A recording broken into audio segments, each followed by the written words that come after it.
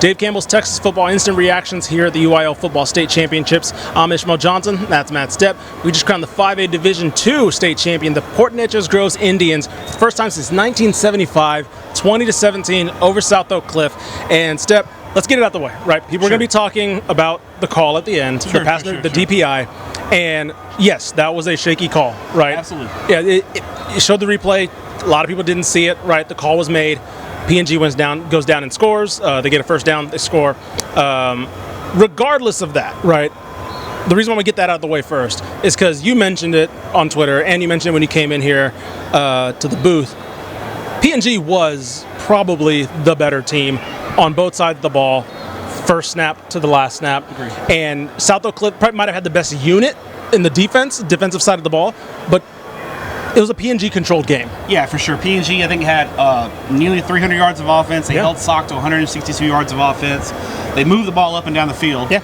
Credit to SOC. They held in the red zone. Key moments, they held off in the red zone until the very end there. And, yeah, I think the DPI was a bad call. I don't think it was a DPI. I think it was a bad call.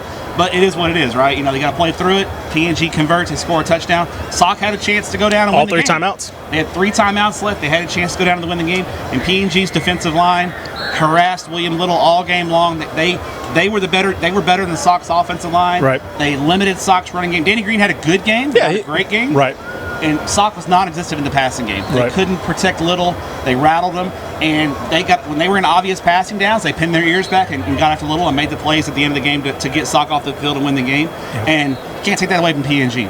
They played the better game, start to finish, and I thought they controlled the action. They also had the onside kick after they got within one score. Yeah, tremendous execution. Great call, number one. Easily. To execute that call. Yeah. Tremendous by PNG. You look back at last year when this game was played. It was a similar script, right? Mm-hmm. PNG kind of controlled the trenches offensively, and SOC's defense kind of made some plays there.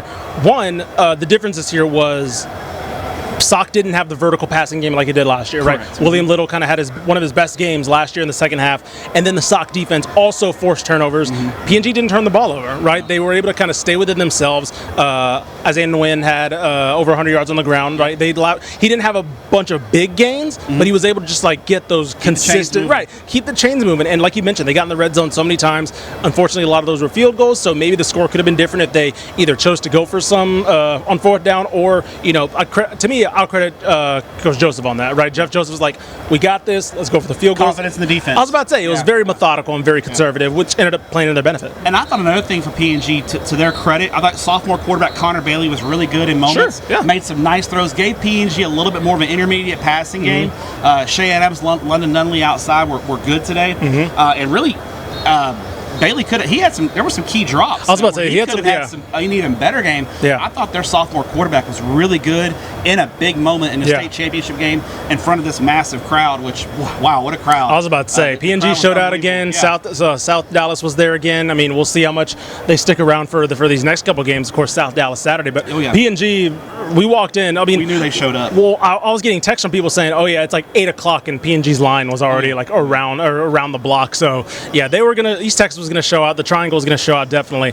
But yeah, talk a little bit about Joseph now. Like 2 years, he's played for 2 state championships. Yep. It's tough when your dad is a legend like his dad is Gary Joseph at Katy.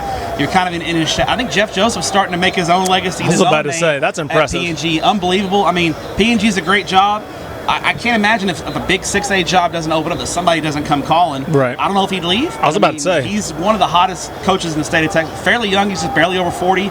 And what a job he's done in 2 years at PNG, a state runner-up and a state championship for the PNG Indians. Jeff Joseph is a ball coaching dude. Yeah. So there you go. Like I mentioned, the crowd was great, right? This is a team that's going to bring enough back, I'd say, to be considered a front runner into next year as well. We'll see, obviously, when we do our deep dive into the spring as far as like what exactly they bring back. But I see no reason why this couldn't keep going. Yeah, and I think SOC, they played a lot. They have a lot of young guys. Their sophomore class is loaded.